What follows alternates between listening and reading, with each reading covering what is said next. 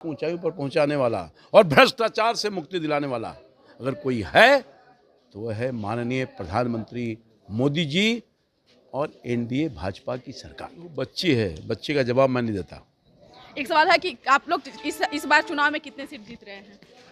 40 में 40 और 400 पार। तो इनको लगता है कि हमको तो कोई सीट मिलना ही नहीं वाला है, इसलिए हताशा में, निराशा में, मानसिक परेशानी में अनाप शनाप बोल रहे हैं। उन्होंने झूठ का पुलिंदा। ये राष्ट्रीय जनता दल बिल्कुल घबरा गई है, बौखलाहट में है, परेशान में है। और कल जब माननीय प्रधानमंत्री जी आए हैं तब से और भी लोग परेशान हो गए हैं, अनाप शनाप बोलने का काम कर रहे हैं।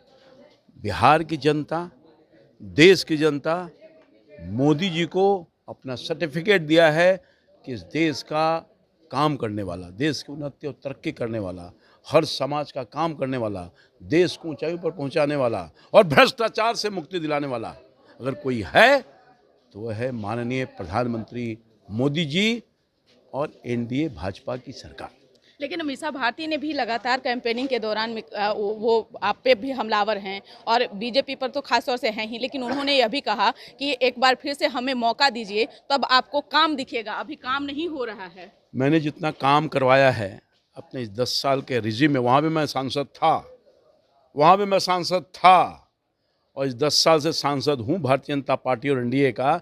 जितना मैंने काम करवाया है पिछले 60 वर्षों में, उनके 15 साल का तो कार्यकाल छोड़ दीजिए, एक भी उपलब्धि नहीं बता सकेंगे हमसे। अगर पूछेगा कि पहले तो सांसद थे, मगर अब मैं उपलब्धि 100 उपलब्धि बताऊंगा। लेकिन अब रामकृपाल यादव जी, आपके लिए कितनी चुनौती है? मैदान में मीसा भारती भी हैं। कोई चुनौती नहीं, हमारी चुनौती का मुकाबला हमारी जनता करती है, एनडीए के कार्यकर्ता करता है और कोई चुनौती नहीं है। पहले भी लोग परास्त हुए हैं, इस बार ज़्यादा मतों से हमें जिता करके उन्हें परास्त करेगा। लेकिन सारण सीट से रोहिणी आचार्य मैदान में उन्होंने कहा कि जो अभी पार्टी है वह बलात्कारियों की पार्टी है, झूठे के सरदार की पार्टी है, परिवारवाद पर पार्टी बोल नहीं रही है। प्रधानमंत्री भी आए तो परिवारवाद पर नहीं बोले, कैसे देख रहे हैं? देखो, बच्ची है, बच्चे का जवाब मैं नहीं देता। एक सवाल है कि आप लोग इस बार चुनाव में कितने सीट जीत रहे हैं? 40 में 40 और 400 पार। इस बार राष्ट्रीय जनता दल के सारे नेतृत्व बिल्कुल अपने आप को आज ही हार मान लिया और कल से जब प्रधानमंत्री जी आए और जो जनता का मूड और रुख देखा तो इनको लगता है कि हमको तो कोई सीट मिलना ही नहीं वाला है, इसलिए हताशा में, निराशा में, मानसिक परेशानी में अनाप शनाप बोल रहे हैं और कोई वजह नहीं है। हार गए लोग, रिजल्ट से पहले ही हार गए, हार मान लिया, इसलिए कुछ से कुछ बोल रहे हैं। मीसा भारती चुनौती होगी? कोई चुनौती नहीं यार, हमारी इस चुनौती, पाटलिपुत्र की चुनौती का मुकाबला हर हमेशा हमारी जनता की है, हमारे कार्यकर्ता के हैं। इस बार फिर हमारी जनता खड़ी है और निश्चित तौर पर पिछले बार से अधिक मतों से अपना आशीर्वाद दे करके पुनः सेवा का मौका देते रहिए, फिर देगी। मुकेश सहनी एंट्री कर रहे हैं महागठबंधन में, तेजस्वी के साथ आज मिलेंगे राजद के साथ? मुझे नहीं मालूम, नहीं, मुझे नहीं जानकारी। असर पड़ेगा मुकेश सहनी अगर महागठबंधन में? सारा गरीब गुरबा, पूरी जनता मोदी जी के साथ है, एनडीए नीतीश कुमार जी के साथ है।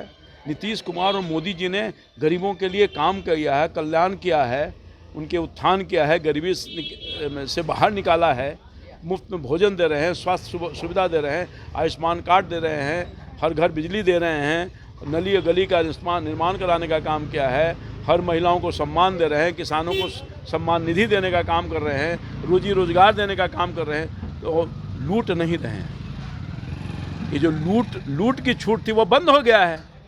जो लूट का पैसा खजाने से गरीबों का जाता था उसको बंद करके और गरीबों का कल्याण कर रहे हैं।